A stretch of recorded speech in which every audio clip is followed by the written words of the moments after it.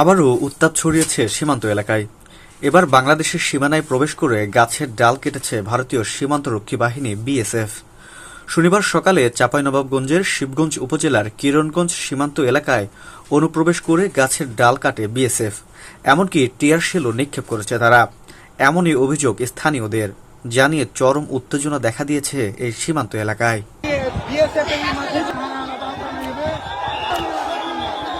স্থানীয়রা জানান, শিবগঞ্জ উপজেলার কিরণগঞ্জ সীমান্তে বিএসএফ ও ভারতীয়রা বাংলাদেশের অভ্যন্তরে ঢুকে বাংলাদেশি আম গাছ কেটে নষ্ট করে তাণ্ডব চালায়।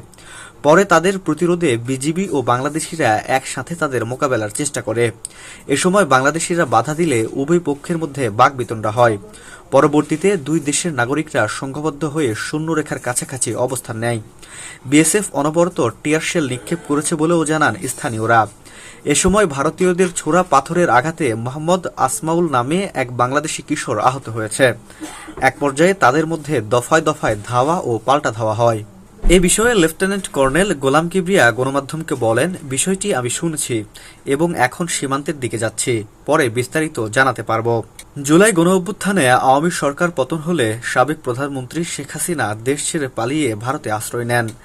তারপর থেকেই সীমান্ত এলাকায় চরম উত্তেজনা দেখা যায়। বাংলাদেশের অভ্যন্তরীণ বিষয় নিয়ে নানান প্রোপাগান্ডাও ছড়াতে থাকে ভারতীয় মিডিয়াগুলো।